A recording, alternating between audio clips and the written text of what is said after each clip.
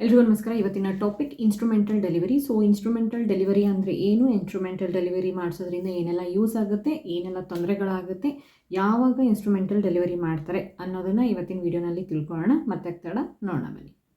So instrumental delivery ಅಂದ್ರೇನು? Instrumental delivery ಅಂತಂದರೆ assisted vaginal delivery. ಹೆಸರೇ ಹೇಳೋ ಹಾಗೆ ವೆಜೈನಲ್ ಡೆಲಿವರಿನೇ, ಅಂದರೆ ನಾರ್ಮಲ್ ಡೆಲಿವರಿನೇ, ಆದರೆ ಸ್ವಲ್ಪ ಅಸಿಸ್ಟ್ ಮಾಡ್ತಾರೆ, ಅಂದರೆ ಸ್ವಲ್ಪ ಹೆಲ್ಪ್ ಮಾಡ್ತಾರೆ. ಹೇಗೆ ಹೆಲ್ಪ್ ಮಾಡ್ತಾರೆ? ಕೆಲವೊಂದು ಸ್ಪೆಷಲ್ ಇನ್ಸ್ಟ್ರೂಮೆಂಟ್ಸ್ನ ಯೂಸ್ ಮಾಡ್ತಾರೆ. ಯಾಕೆ ಯೂಸ್ ಮಾಡ್ತಾರೆ? ಮಗುನ ಆಚೆ ತೆಗಿಯೋದಕ್ಕೆ ಯೂಸ್ ಮಾಡ್ತಾರೆ. ಸೊ ಹಾಗಾಗಿನೇ ಇದನ್ನು ಇನ್ಸ್ಟ್ರೂಮೆಂಟಲ್ ಡೆಲಿವರಿ ಅಂತಂತ ಕರೀತಾರೆ. ಆ್ಯಂಡ್ ಅಸಿಸ್ಟೆಡ್ ವೆಜೈನಲ್ ಡೆಲಿವರಿ ಅಂತ ಹೇಳ್ತಾರೆ. ಅಂದರೆ ನಾರ್ಮಲ್ ಡೆಲಿವರಿನೇ ಮಾಡಿಸೋದು, ಆದರೆ ಕೆಲವೊಂದಿಷ್ಟು ಇನ್ಸ್ಟ್ರೂಮೆಂಟ್ಸ್ನ ಯೂಸ್ ಮಾಡಿ ಮಗು ವೆಜೈನಲ್ಲಿ ಹೊರಗಡೆ ಬರೋ ಹಾಗೆ ಮಾಡ್ತಾರೆ. ಸೊ ಹಾಗಾಗಿ ಇದನ್ನು ಇನ್ಸ್ಟ್ರೂಮೆಂಟಲ್ ಡೆಲಿವರಿ ಅಂತ ಕರೀತಾರೆ. ಓಕೆ, ಸಿ ಸೆಕ್ಷನ್ ಅಂತಂದರೆ ಫುಲ್ ಕಟ್ ಮಾಡಿ ಮಗುನ ಆಚೆ ತೆಗೆಯೋದು, ಅದರಲ್ಲಿ ಇನ್ಸ್ಟ್ರೂಮೆಂಟ್ಸ್ ಯೂಸ್ ಮಾಡ್ತಾರೆ ಆ್ಯಂಡ್ ಫುಲ್ ಕಟ್ ಮಾಡ್ತಾರೆ. ಆದರೆ ಇನ್ಸ್ಟ್ರೂಮೆಂಟಲ್ ಡೆಲಿವರಿನಲ್ಲಿ ಕಟ್ಸ್ ಏನೂ ಮಾಡೋದಿಲ್ಲ, ಇನ್ಸ್ಟ್ರೂಮೆಂಟ್ಸ್ನ ಯೂಸ್ ಮಾಡಿ ಮಗುನ ಆಚೆ ತೆಗಿತಾರೆ. ಅದು ಹೇಗೆ? ವೆಜೈನಲ್ಲಿ ತೆಗಿತಾರೆ. ಸಿ ಸೆಕ್ಷನಲ್ಲಿ ಏನು ಮಾಡ್ತಾರೆ? ಹೊಟ್ಟೆ ಮೇಲ್ಭಾಗದಲ್ಲಿ ಇಷ್ಟುದ್ದ ಕಟ್ ಮಾಡ್ತಾರೆ. ಆದರೆ ಇದರಲ್ಲಿ ಕಟ್ಟೇನೂ ಮಾಡೋದಿಲ್ಲ, ಆದರೆ ಮಗುನ ಆಚೆ ತೆಗಿತಾರೆ ಇನ್ಸ್ಟ್ರೂಮೆಂಟ್ಸ್ನ ಯೂಸ್ ಮಾಡಿ. ಸೊ ಹಾಗಾಗಿನೇ ಇದನ್ನು ಇನ್ಸ್ಟ್ರೂಮೆಂಟಲ್ ಡೆಲಿವರಿ ಅಂತ ಕರೀತಾರೆ. ಇದು ವೆಜೈನಲ್ ಡೆಲಿವರಿನೇ, ಆದರೆ ವಿತ್ ಸ್ವಲ್ಪ ಹೆಲ್ಪ್ ಮಾಡ್ತಾರೆ ಮಗು ಆಚೆ ಬರೋದಕ್ಕೆ. ಇದರಲ್ಲಿ ಎರಡು ವೆರೈಟಿ, ಒಂದು ಫೋರ್ಸೆಪ್ ಡೆಲಿವರಿ ಆ್ಯಂಡ್ ಇನ್ನೊಂದು ವ್ಯಾಕ್ಯೂಮ್ ಡೆಲಿವರಿ. ಫೋರ್ಸೆಪ್ ಡೆಲಿವರಿ ಅಂತಂತಂದ್ರೆ ಏನು ಗೊತ್ತಾ? ಫೋರ್ಸೆಪ್ಸ್ ಅಂಥೇಳಿ ಯೂಸ್ ಮಾಡ್ತಾರೆ. ಫೋರ್ಸೆಪ್ ಸಿಂಪಲ್ ವರ್ಡ್ಸಲ್ಲಿ ಏನು ಅಂತಂದರೆ ಇಕ್ಕಳ. ಓಕೆ, ನಮ್ಮ ಮನೆಗಳಲ್ಲಿ ಏನು ಇಕ್ಕಳ ಏನು ಯೂಸ್ ಮಾಡ್ತೀವಲ್ಲ ಅಂತಹದೇ ಇಕ್ಕಳ. ನಾವು ಯಾವುದಾದ್ರೂ ಪಾತ್ರೆನ ಕೆಳಗಡೆ ಇಳಿಸ್ಬೇಕು, ಬಿಸಿಯಾದ ಪಾತ್ರೆನ ಏನಾದರೂ ಹಿಡ್ಕೋಬೇಕು ಅಂತಂತಂದರೆ ಯಾವ ಇಕ್ಕಳನ ಯೂಸ್ ಮಾಡ್ತೀವಲ್ಲ ಅದೇ ತರಹದ ಇಕ್ಕಳನೇ. Okay, forceps is nothing but that. ಆದರೆ ಸ್ವಲ್ಪ ಶೇಪ್ ಚೇಂಜ್ ಇರುತ್ತೆ, ಸೈಜು ಚೇಂಜ್ ಇರುತ್ತೆ. ಅದನ್ನೇನು ಮಾಡ್ತಾರೆ? ಆ ಇಕ್ಕಳನ ತಗೊಂಡು ಮಗುವಿನ ತಲೆನ ಹಿಂಗೆ ಹಿಡ್ಕೊಂಡು ಎಳಿತಾರೆ, ಹಿಂಗೆ. ಓಕೆ, ಹಿಂಗೆ ಹಿಡ್ಕೊಂಡು ಹಿಂಗೆ ಎಳಿತಾರೆ ಅದನ್ನು. ಓಕೆ, ಸೊ ಅಲ್ಲಿಂದ ಹಿಂಗೆ ಮಗುನ ಎಳಿತಾರೆ, ಸೊ ದಟ್ ಮಗು ಹೊರಗಡೆ ಬರುತ್ತೆ. Okay, and next vacuum delivery ಅಂತಂತಂದರೆ ನಾರ್ಮಲ್ ವ್ಯಾಕ್ಯೂಮ್ ಕ್ಲೀನರ್ ನೋಡಿರ್ತೀರಲ್ವ. ವ್ಯಾಕ್ಯೂಮ್ ಕ್ಲೀನರ್ಸ್ ಏನು ಮಾಡ್ತಾರೆ? ಮುಂದೊಂದು ಪೈಪ್ ಕೊಟ್ಟಿರ್ತಾರೆ. ಆ ಪೈಪ್ನ ಕಸ ಎಲ್ಲೆಲ್ಲಿ ಇರುತ್ತೆ ಅದನ್ನು ಎಲ್ಲೆಲ್ಲಿ ಹಿಡಿತೀವಿ ಅಲ್ಲಿ ಕಸ ಏನೇನಿರುತ್ತೆ ಅದೆಲ್ಲ ಬಂದು ಪೈಪ್ ಒಳಗಡೆ ಹೋಗುತ್ತಲ್ಲ. ಸೊ ಸೇಮ್ ವೇ ಏನು ಮಾಡ್ತಾರೆ?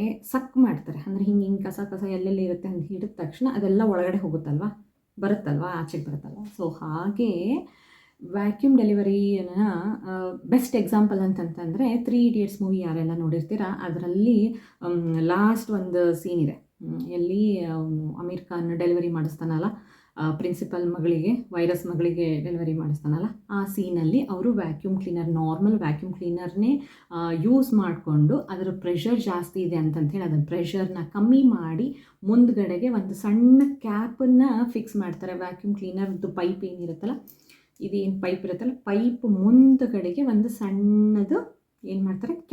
ರಬ್ಬರ್ ಕ್ಯಾಪ್ನ ಫಿಕ್ಸ್ ಮಾಡ್ತಾರೆ. ಸೊ ಆ ರಬ್ಬರ್ ಕ್ಯಾಪ್ನ ಮಗುವಿನ ತಲೆಗೆ ಹಿಂಗೆ ಇಟ್ಟು ಪ್ರೆಷರ್ ಕೊಡ್ತಾರೆ. ಆನ್ ಮಾಡಿದ್ರು ಅಂತಂತಂದರೆ ಪ್ರೆಷರಿಂದ ಏನು ಮಾಡುತ್ತೆ? ಇದು ಬೇಬಿ ವೆಜೈನಾಯಿಂದ ಒಂದು ಸ್ವಲ್ಪ ಆಚೆ ಬರುತ್ತೆ, ಆಮೇಲೆ ನೀಟಾಗಿ ಎಳ್ಕೊತಾರೆ. ಓಕೆ, ಸೊ ವ್ಯಾಕ್ಯೂಮ್ ಡೆಲಿವರಿನಲ್ಲಿ ಏನು ಮಾಡ್ತಾರೆ?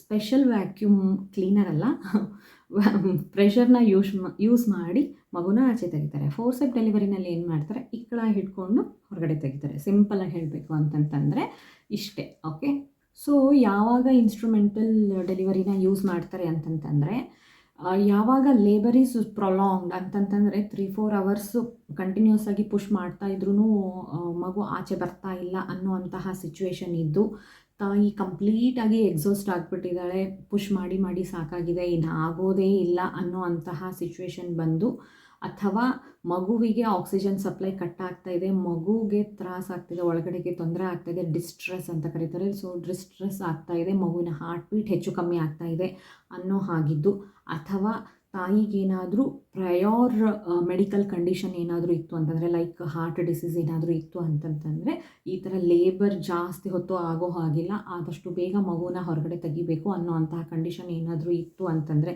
ಈ ಥರ ಯಾವುದೇ ಒಂದು ಪರ್ಟಿಕ್ಯುಲರ್ ಸಿಚುವೇಶನ್ ಇತ್ತು, ಯಾವುದರಿಂದ ಮಗುನ ಆ್ಯಸ್ ಸೂನ್ ಆ್ಯಸ್ ಪಾಸಿಬಲ್ ಹೊರಗಡೆ ಬೇಗ ತೆಗಿಬೇಕು, ವಿ ಕಾಂಟ್ ವೇಟ್ ಮೋರ್ ಅನ್ನೋ ಅಂತಹ ಸಿಚುವೇಶನ್ ಯಾವಾಗ ಬಂದಿರುತ್ತೆ, ಅಂತಹ ಸಿಚುವೇಶನ್ನಲ್ಲಿ ಏನು ಮಾಡ್ತಾರೆ?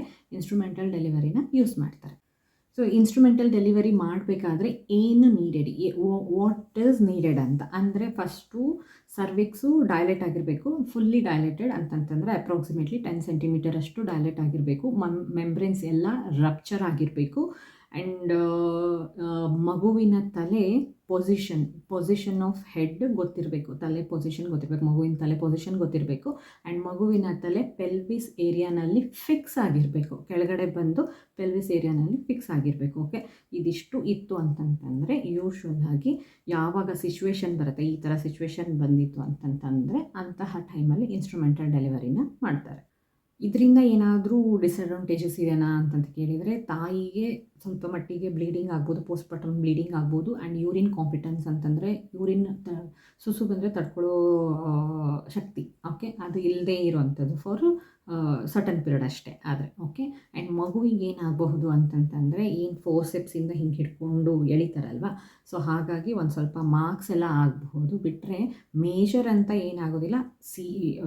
ರೇರ್ಲಿ ನರ್ವ್ ಡ್ಯಾಮೇಜ್ ಆಗುವಂಥ ಸಾಧ್ಯತೆ ಇರುತ್ತೆ. ಆ್ಯಂಡ್ ಬ್ಲೀಡಿಂಗ್ ಆಗುವಂತಹ ಸಾಧ್ಯತೆ ಇರುತ್ತೆ ಮಗುಗೆ. ಅದನ್ನು ಬಿಟ್ಟರೆ ಯೂಶ್ವಲಾಗಿ ಹಿಂಗೆ ಹಿಡ್ಕೊಂಡು ಎಳೆದಿರೋದ್ರಿಂದ ಒಂದು ಸ್ವಲ್ಪ ಮಾರ್ಕ್ಸ್ ಎಲ್ಲ ಇರುತ್ತೆ, ಅದು ಗ್ರ್ಯಾಜುವಲ್ ಆಗಿ ಹೊರಟೋಗುತ್ತೆ. ಓಕೆ, ಇದರಿಂದ ಯಾರಿಗೆಲ್ಲ ಈ ಪರ್ಟಿಕ್ಯುಲರ್ ಸಿಚುವೇಶನ್ ಇರುತ್ತೆ ಅಂತಂದರೆ, ಪುಷ್ ಮಾಡೋಕ್ಕೆ ಆಗದೇ ಇರುವಂತಹ ಸಿಚುವೇಶನ್ ಇರುತ್ತೆ ಆ್ಯಂಡ್ ಸಿ ಸೆಕ್ಷನ್ ಮಾಡೋಷ್ಟು ಅವಶ್ಯಕತೆ ಇಲ್ಲ, ಬಟ್ ಬೇಗ ಮಗುನ ತೆಗಿಬೇಕು ಅನ್ನೋವಂಥ ಸಿಚುವೇಶನ್ ಇತ್ತಂದರೆ ಆದಷ್ಟು ಸಿ ಸೆಕ್ಷನ್ ಅವಾಯ್ಡ್ ಮಾಡೋದಕ್ಕೆ ಟ್ರೈ ಮಾಡ್ತಾರೆ. ಯಾರೆಲ್ಲ ವೆಜೈನಲಿ ಡೆಲಿವರ್ ಮಾಡೋದಕ್ಕೆ ಕೆಪಬಲ್ ಇರ್ತಾರೆ, ಸೊ ಅಂಥವ್ರಿಗೆ ಸಿ ಸೆಕ್ಷನ್ ಏನಕ್ಕೆ ಮಾಡೋದು ಆದಷ್ಟು ಅವಾಯ್ಡ್ ಮಾಡ್ತಾರೆ.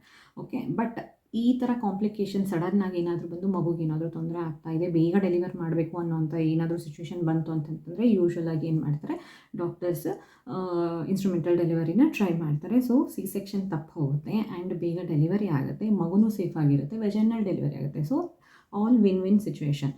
ಓಕೆ, ಸೊ ಹೆದರ್ಕೊಳ್ಳೋಷ್ಟು ಅವಶ್ಯಕತೆ ಇಲ್ಲ. ಆ್ಯಂಡ್ ಯಾರಿಗೆ ಇದ್ರ ಬಗ್ಗೆ ಮತ್ತೇನಾದರೂ ಡೌಟ್ಸ್ ಇತ್ತು ಅಂತಂತಂದರೆ ಕಮೆಂಟ್ ಬಾಕ್ಸಲ್ಲಿ ತಿಳಿಸಿ, ಖಂಡಿತವಾಗ್ಲೂ ತಿಳ್ಕೊಳ್ಳೋಕ್ಕೆ ಟ್ರೈ ಮಾಡ್ತೀನಿ. ಆ್ಯಂಡ್ ಈ ವಿಡಿಯೋ ನಿಮಗೆ ಇನ್ಫಾರ್ಮೇಟಿವ್ ಅಂತ ಅನಿಸಿದ್ರೆ ಲೈಕ್ ಮಾಡಿ, ಕಮೆಂಟ್ ಮಾಡಿ ಆ್ಯಂಡ್ ಶೇರ್ ಮಾಡಿ. ಆ್ಯಂಡ್ ನನ್ನ ಚಾನಲ್ನ ಸಬ್ಸ್ಕ್ರೈಬ್ ಕೂಡ ಮಾಡಿ. ಧನ್ಯವಾದ.